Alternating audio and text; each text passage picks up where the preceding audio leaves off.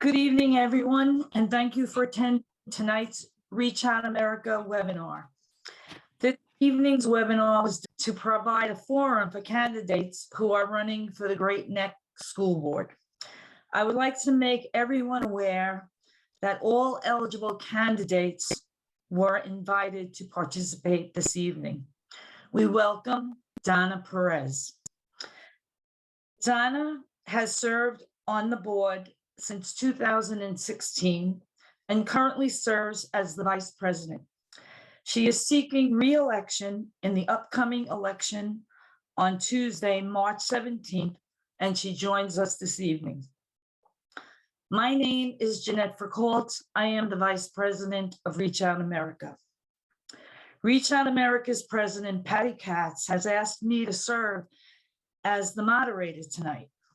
Her request has been made in an effort to assure all that this process will move forward as a nonpartisan effort on the part of Reach Out America. I do not live in Great Neck. I will not be voting in the upcoming election. Before we begin, I would like to share some information about Reach Out America for those of you who may not be familiar with the organization. Reach Out America is a grassroots, progressive, nonprofit organization based in Great Neck. It is an organization that for nearly 20 years has focused on and taken up causes to promote fairness, humanity, and democracy that is fully representative. For the past 2 years, we have not been able to conduct our customary meet-in-person meetings and have restructured to a monthly seminar Zoom webinar format. We are looking forward to when meeting again will be safe for all. Through Zoom, we have been able to offer monthly webinars, which afford our members the opportunity to experience and engage in meaningful and timely cutting-edge issues. We have offered a number of interesting and insightful webinars and events, among them New York State Attorney General Letitia James, President of WIN, and former New York City Councilwoman Christine Quinn. And we have sponsored the Women's Rally for Reproductive Rights in Great Neck's Grace Park, where Senator Chuck Schumer spoke. Looking ahead to the rest of the year, on May 11th, Roger Tillis, Regent for the 10th Judicial District, will address current educational challenges that New York State residents face in this ever-changing cultural, political, and social landscape. June, we will have our annual fundraiser for which there will be information to follow. Now let's get on with tonight's school board forum. Before Donna begins her presentation, I want to inform everyone that after Donna has had an opportunity to speak, to share, there will be a question and answer period. Anyone wishing to ask a question of the candidates may type in their questions in the lower panel labeled Q&A. Welcome, Donna. We are delighted to have you here with us this evening.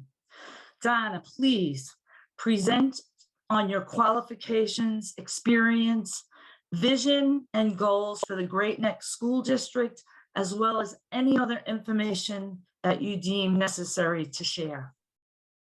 Thank you. Thank you so much. I just want to mention that it's May 17th is the election, not March 17th. Say more. Thank you.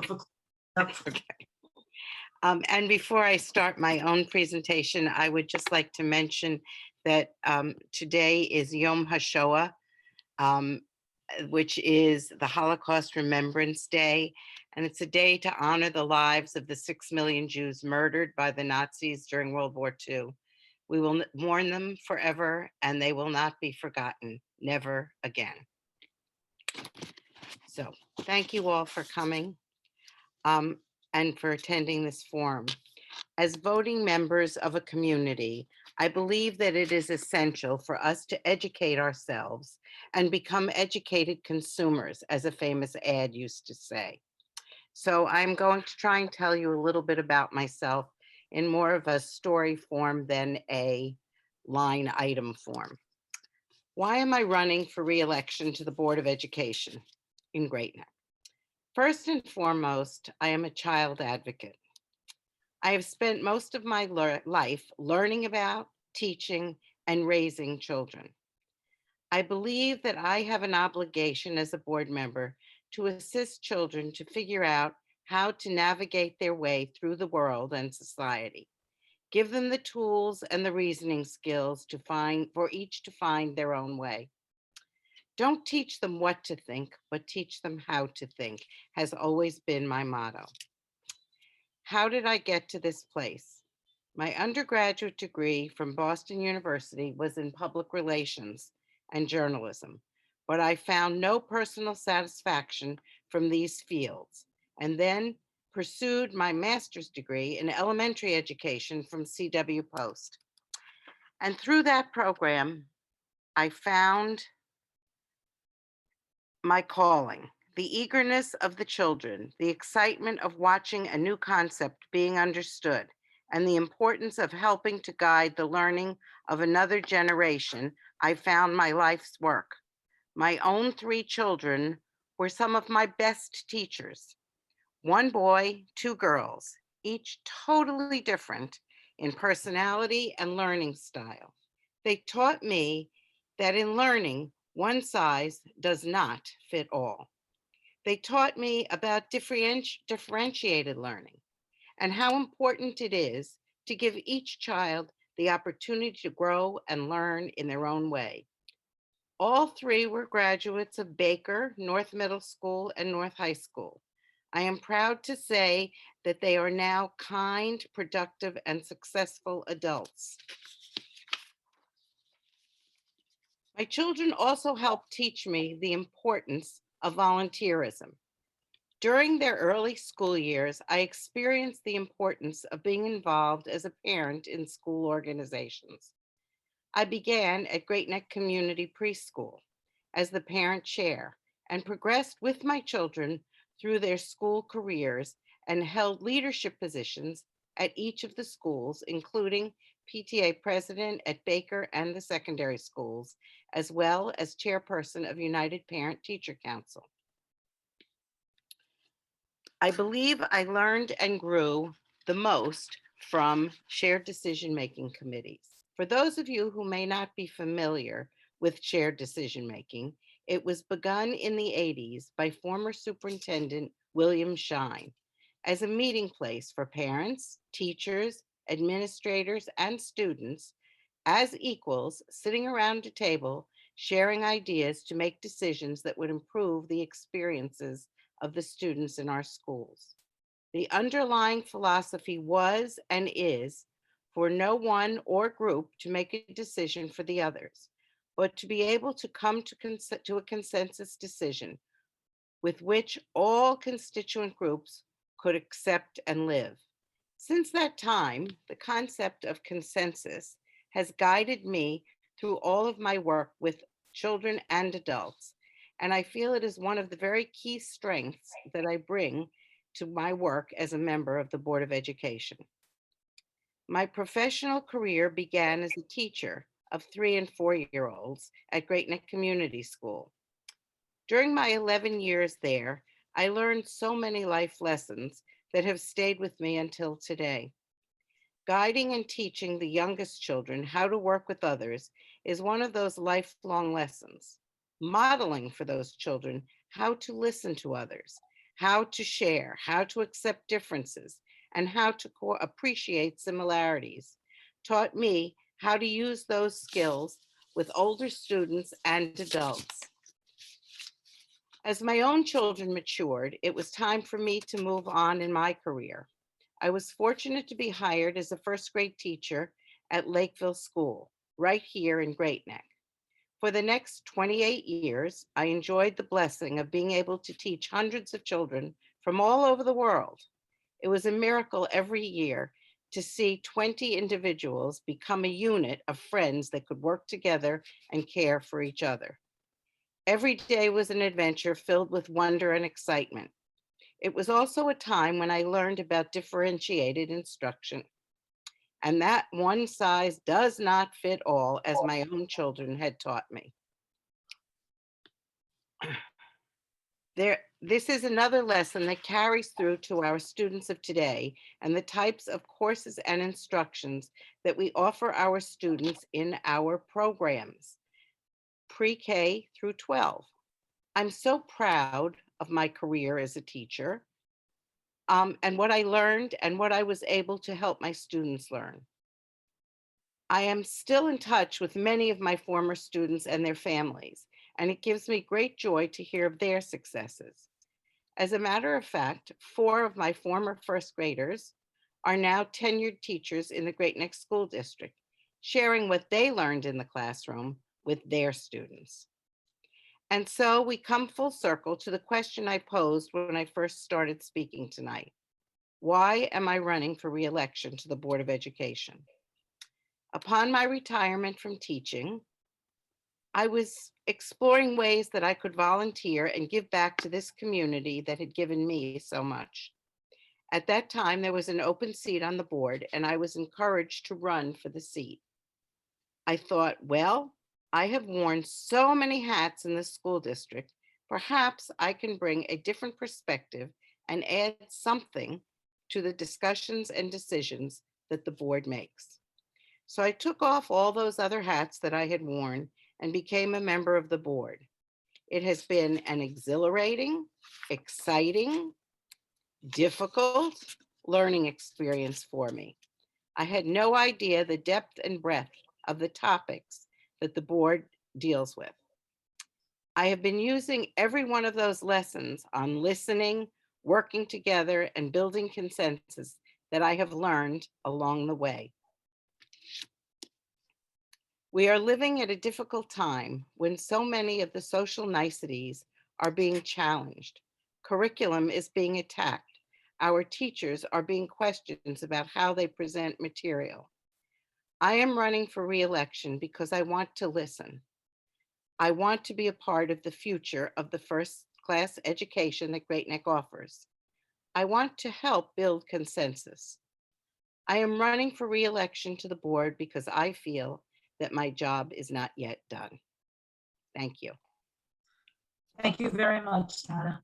Now we will move to the question and answer portion of the webinar. I will remind anyone who wants to ask a question of Donna, please click on the Q&A tab on the bottom and type in your question.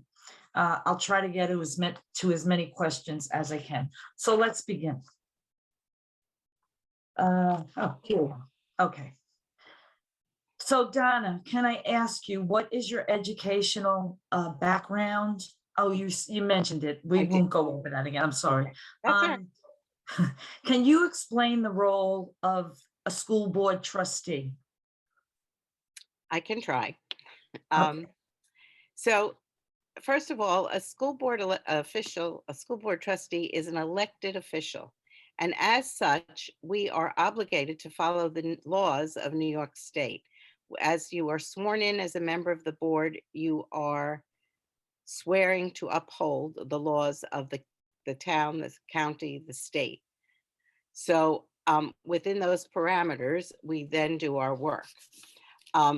We approve a budget that provides resources necessary for our classes, our programs, and all the extracurricular activities that we like to offer to our students. We hire and evaluate the superintendent. We ratify collective bargaining agreements. We maintain strong ethical standards. We make school visitations to all of the different school buildings. And we try to attend as many school-related activities as possible. Okay, thank you. You're welcome. Also, I have a question from someone who's participating as a viewer. Have you deleted any of your past social media posts relating to Great Neck Schools? If so, what did they say and why did you delete them? I So have not, basically, okay, I have not deleted anything. okay, thank you. All right, here's another question. Can you provide an example of what the school board has done in the past to bring together community members with opposing perspectives? Yes, we, for several years, had advisory committees to the board. There was a citizens advisory committee, a budget advisory committee, a building advisory committee, where people from all different parts of the school and general community were invited to participate as members of the committee for a 2-year term and brought to us different points of view that they were interested in having us all hear. We also rotate our board meetings from school to school so that we can meet with each building, see each building, actually be in the buildings. We meet with the PTA from that building prior to the open board meeting. We attend many different school activities, shows, concerts, sports, competitions, where we are available to listen to the parents, hear their questions, try to answer them, if not, get them the information afterwards. We have an interaction with United Parent Teacher Council, and they are vocal, as are we, about what they need and what we need and how we can come together and share our decisions. Thank you. As a school board trustee, how can you prevent the erosion of the wall of separation between church and state in the schools? So we are a public school district. And again, school boards and public schools must follow the New York state laws. We take our oath of office to do so. And if necessary, we ask advice of counsel in order to maintain the proper laws. Thank you. Okay. How much influence does a trustee have in choosing or planning curriculum district-wide? Not a lot. Our curriculum is based on New York State learning standards. Again, I have to relate to being a public school district. We need to follow the laws of the state. And we are required to educate every child to the best of their and our ability. Our mission statement, which is on all of our paperwork, states just that we are working hard to give every child what they need. All of our educators are experts and they work with many different curriculums. The board actually does not choose the curriculum. Thank you. What involvement should parents have in school curriculum? Well, it pretty much the same thing. There are shared decision-making committees which allow them to participate in discussions at times, but the curriculum is usually left to the professional educators for final decision. Thank you. Since the demographics keep changing in Great Neck, will the curriculum change? So it's pretty much the same answer. Same. We are guided by New York State curriculum, and within that curriculum, we have to teach what is required. Okay. How can you protect the school curriculum, the school libraries, and the teaching of literature all together from those who would want to ban books? Again, Same. being a public school, we follow the New York State laws and the Regents guidelines for teaching. We're required to follow the law, and the Board of Regents set the learning standards. But in terms of books, when parents complain, Particularly, well, being a broken record, really, we have to follow the law. But when you go to a library, um, think about what kinds of books you like to pick. Our libraries and classrooms offer a variety of literature, fiction, nonfiction, research, biographies, and it's like a candy store for readers. And we encourage the children, as a teacher, I encourage the children, and I believe that's what others do, to try all different kinds of literature. And then the students go with what they like. They pick the kinds of literature that they choose. We want to cultivate a love of reading in everyone. thank you. What program or programs have the schools instituted to enable children to become discerning readers and learners to news, information, and social and internet, social media and internet? Would you mind repeating that, I please? know, confuse myself on that. What program or programs have the schools instituted to enable children to become discerning readers and learners, news, information, and social and internet media? Like, how Okay. do they, I'm not sure I understand the end of it, but like, read things for what they are? right. So the reading programs that we offer the students, the literature, in the grades, and the reading programs in the lower grades are um, geared toward taking the children through all different types of literature and allowing them to explore. The teachers would ask probing questions, and hopefully the children will explore things like um, a point of view and characterization and all different uh, parts of the reading program. I'm not sure I'm answering the second part of your question. Okay. The thing, I guess part of the intent of the question, I didn't write it myself, but I'm thinking that part of the intent of the question is for them to read and to be able, especially with all social media, internet, and the phones, and getting information online. Are they taught to decipher between fact and fiction, real news and fake news, true information and false information? I think that's the second part. I would hope so. I'm not in the classroom, but I would assume that that would be one of the things that teachers would teach. Okay. I'm not Okay. familiar with how. In the last 2 years, we were working um, with everybody having iPads or computers, and they were doing all their work remotely in many cases, and therefore they had more access to the Believe. internet and working that way. I would assume that the way that it was taught was similar.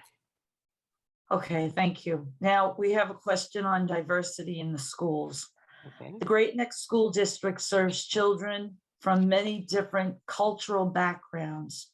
What efforts are being made in schools to foster respect and understanding between different cultures? Do you feel that the schools are doing enough in that area?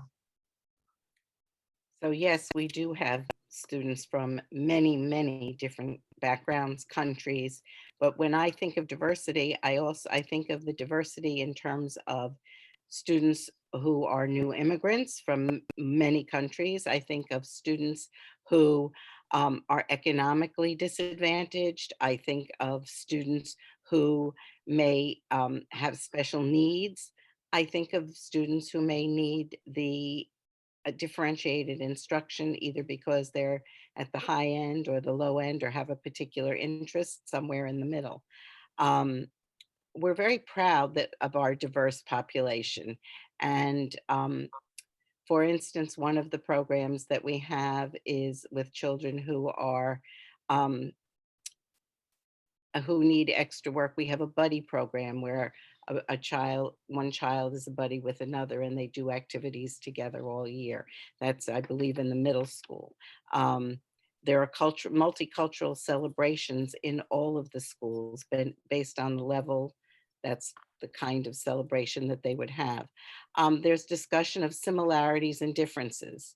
All of our secondary schools are no place for hate schools. That's an official title through the Anti-Defamation League.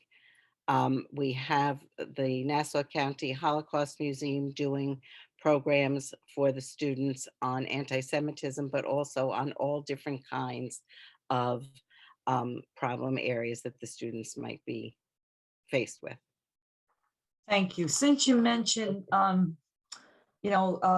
community linkages with CBOs or community-based organizations, would you consider working with or involving community-based organizations as a means to modernize the school district and to offer students research-oriented projects, internships, and trips? Okay, again, I'm not quite sure, but I'm going to give it a try. Okay. What you're asking. There are some, we do some work with community-based organizations. There are some schools that have seniors doing internships at different places within the town, or maybe even a little further. There are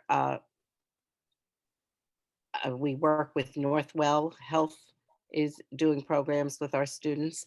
I don't believe at this time that there's anything in terms of, you mentioned technology or Like a science research base, I guess if we they're working. do have science research, and we had Regeneron students finalists in both high schools this year. Wow, Yes. okay. Okay, now, let's talk a little bit about the gaps or the gap between Great Neck North and Great Neck South. Can you address the achievement gap between the North and the South and explain just how wide the gap is and what interventions or remediation plans are in place to close that gap? So the gap is really not very big. Okay. They're quite similar. I know that many people were recently discussing two different programs that came out, Niche and US News and World Reports. And in Niche, I just need to just explain the differentiation a little bit. Niche was discussing Great Neck, not just Great Neck, but all of the schools as a district. So we were ranked as a district, #1 in the state and #3 in the country. And then US News and World Report was ranking each high school separately. And they ranked 18,000 high schools in the United States. Both of our high schools came in the first 1,000. And we were included with all public high schools, including specialty schools like Stuyvesant and Bronx High School of Science and Brooklyn Tech. And therefore, we were quite proud of how they did. Now, those rankings are based on how many AP classes the students take. And it is up to the students to choose whether they take an AP class and want that kind of rigor, and how many AP exams they take at the end of the course. And therefore, at one school, more students may be taking more AP exams than in the other school. And that is their choice. So let me ask you, the part of the US News and World Report, Yeah. where it gave maybe a low score or a lower score for college preparedness, does that mean they're counting how many AP classes the kids are, the That comes students are into taking? yes, that comes into the qualification. We also offer at both high schools, college level classes where the students can get, we work with the local universities and students can get college level credit before they graduate. Okay, thank you. We have some questions on health and safety. COVID-19 remains a real concern, yet mask mandates have expired in public schools. Messaging to parents on quarantine protocols for infected and/or exposed students has been confusing at times. How can the public schools keep students safe in the classroom as we continue to navigate the challenges of COVID-19? Is that a question we all want the answer to? Um, so the last 2 years have been a very challenging time for schools. And we were proud that our program allowed us to stay open for instruction for the entire 2 years. We never closed. The students had and the parents had a choice of whether to be partially remote, or full-time in school. We follow the advice of the New York State Department of Health.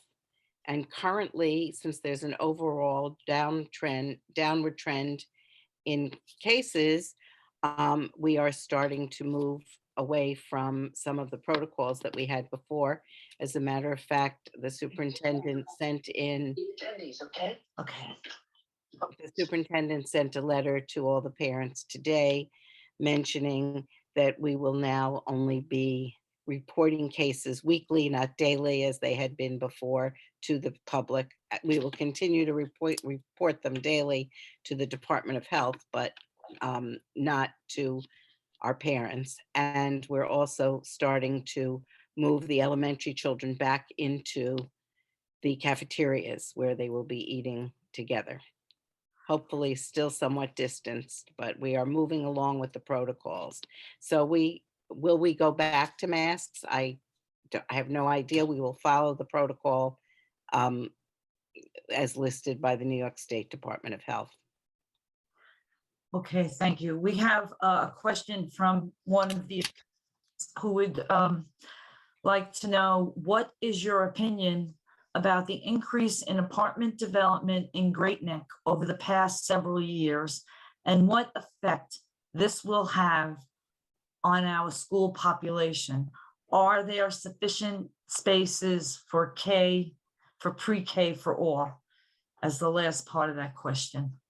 Okay, Second so part, it's two-part. my opinion is some concern in terms of the number of apartments that are being added to, I believe, last count that we got was over 500 apartments in different buildings. And our concern is not that there will be more people moving to Great Neck, but that this might increase the population in our schools. And we want to have room and be able to continue to have small class size. At the moment, we have construction planned for 6 additional classrooms at Baker and 2 additional classrooms at Lakeville, which were the 2 elementary schools that were suffering the most from being close to crowded, and we needed to find space for them. So it is of a concern. It's also of concern in terms of our taxes, because many of the new construction is being given pilots where they don't pay a full tax rate for a certain period of years, which will affect, it'll take something else off the tax rolls and affect the amount of money that we take in for our schools. And what was the last part? The other part, are there sufficient spaces for pre-K children? There should be. Yes. Okay, we have a question from someone who's viewing. They want to know, can you elaborate on how the board handled the complaint by a parent at the March 30th meeting about a particular book? Maybe you can give people some background on that. I mean, I saw the video. Yes, So maybe you could share the background so that people know what I'm asking. I will share what I know. Okay. There was an assignment given in October, I believe, or early November, for students to choose one of several books to read, to do a report on. And this particular book had some fresh language in it. And the concern was the language that was presented was inappropriate for a seventh grader. So after the parent mentioned that, we all read the book and it was a choice. It wasn't assigned specifically. It was one of several books that could be chosen. And so there's a lot of discussion about these kinds of things, and people bring up some of the classics that have foul language, like Tom Sawyer and Huckleberry Finn and To Kill a Mockingbird, and where there are words that we are not sure, but that is literature and it is on the bestseller list of the New York Times. So was the parent informed that this was a choice and that her child could therefore choose another selection? I am not sure what happened in October because I did not hear about it at all until she brought it up at the March meeting. I could find out and answer that, but I believe that the assignment, the written assignment, said that there were choices, but I'm not swearing to that because I Okay. don't know it firsthand. Okay, and another individual wants to know, does the school curriculum enable students to address information about the LBGT community? Say it again. Does the school? Does the school curriculum enable students, I guess, provide for the opportunity for students to address information about the LBGT community? I am not sure what the curriculum provides. I Okay. know that there are discussions that happen, but I don't know if it's part of the curriculum. Okay, thank you. I'm just scrolling through to see. Scott wants to know, are there plans to provide programs in coordination with the library? For instance, concerts are now being offered at Parkville. It would be great to see students playing instruments there. Other ideas would include students interning at the library. So I guess, can the students intern at the library? Is that in the works? And is there anything down the road? I where have no idea, but it sounds fabulous, and I'm just writing down a note to find out what we can do. Okay, thank you. It has not come to us before this, but that's a great idea. Okay, and we talked about, okay, so let's talk a little bit about the budget. Okay. Okay, gotta take that screen down. Can you educate us with regard to how the school budget is developed and rolled out? For example, when the school board receives a dollar figure for the Great Neck School District budget, how much of that budget is locked into non-negotiable items such as staff salary, special education needs, student transportation, building, so on and so on? I could go on. And the second part of that question is, how are discretionary funds allocated to the schools? Is there a formula for the allocation of these funds, or is each school considered separately?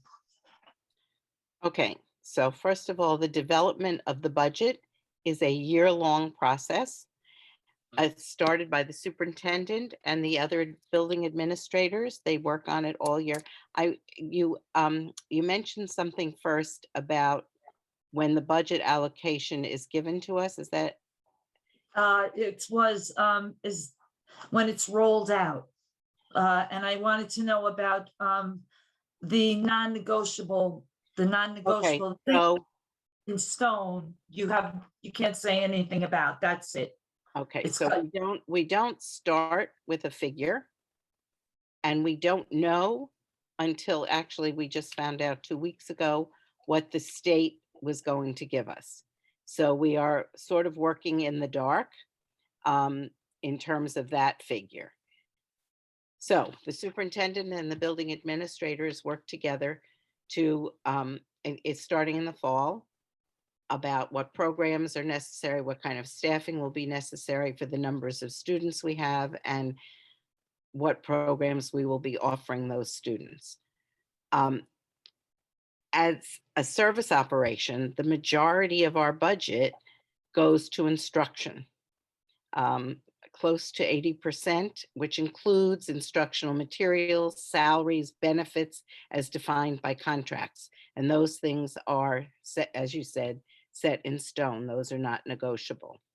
We serve 6,800 public school students, and approximately 2,000 private school students. And in those cases, we have to provide, all those cases, we provide health and safety services for all, such as the nurses, the guidance counselors, the psychologists, the social workers, and those also we feel are very important. As a matter of fact, in this year's budget, we're adding a full-time guidance counselor to the high schools, and the elementary schools for the first time are going to be getting part-time guidance counselors. We felt that after the 2 years out of school, there is more need for some help with health and safety.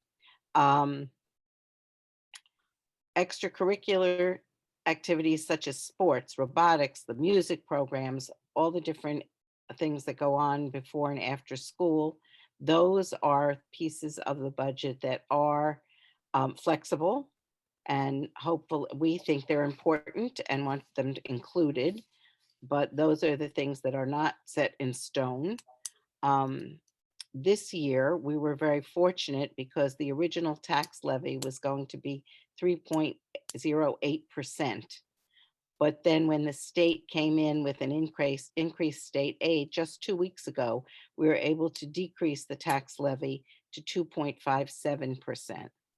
So after the administrators have worked on the budget all year, they present to the board with a preliminary budget that is a working budget that has changes back and forth all the time until around now, when it is voted on as a final budget to present to the public for a vote.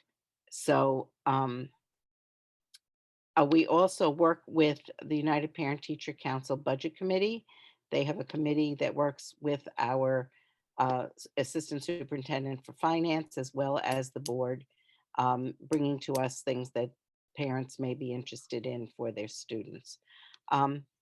If defeated, I think you asked me about what happens if it's defeated, then the board has to make some really hard decisions about the quality of the programs that we will offer, not the things that are non-negotiable, but the what some people may consider frills. I consider them a very important part of what we offer our students in terms of a well-rounded education.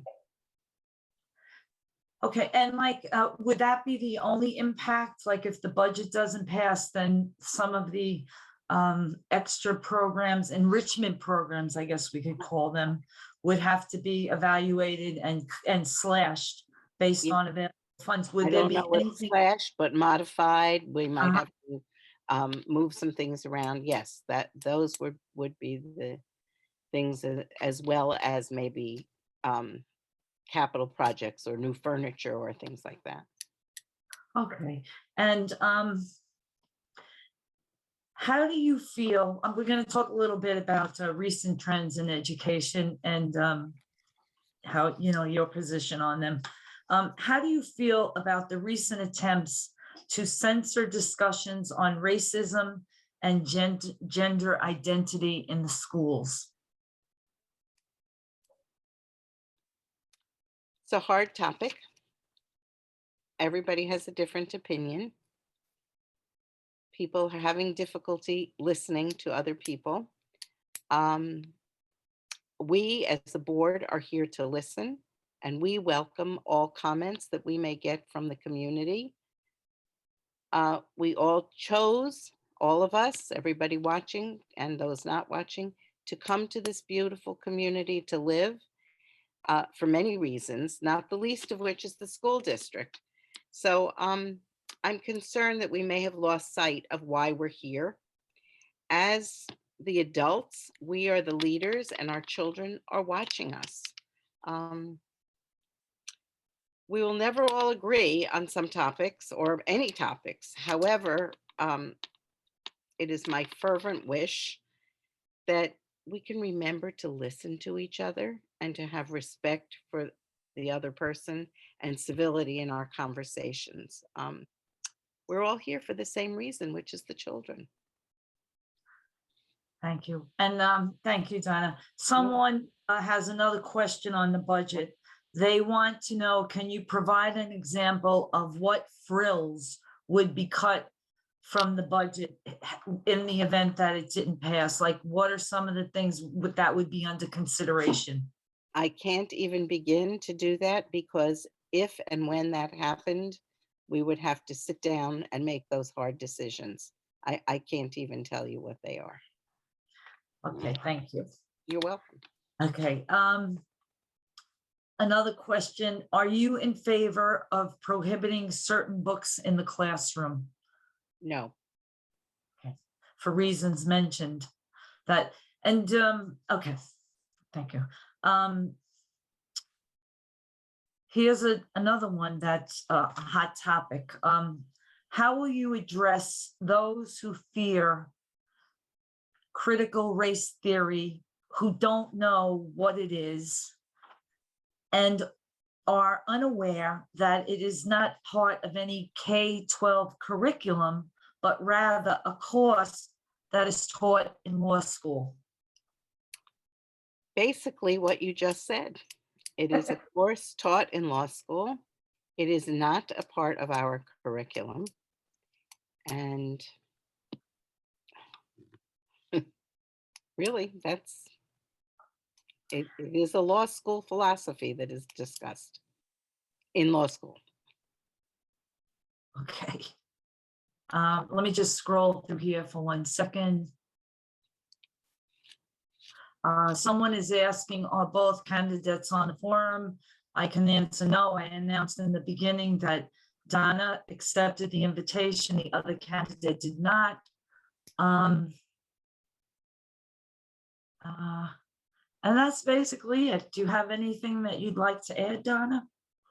I just thank you for offering the opportunity to speak and to meet everyone. I wish my opponent was here so that we could discuss some of our differences and similarities, but he isn't. So that will have to happen another time. Okay, so thanks again. And to all the concerned parents and caregivers who have joined us this evening, thank you. Thank you, Donna, who has taken the time this evening to enlighten us with her experience and vision and understanding of the Great Neck School District, for all the important cutting edge work that Reach Out America does. It is always in need of your support. So please consider joining us by going on our website, which is reachout-america.com. Take care, be well, and please remember to keep Reach Out America on your radar. And please get out the vote on May 17th. Your voice is needed. Your vote is needed. Thanks, everyone, and good night. Thank you. Good night. Night.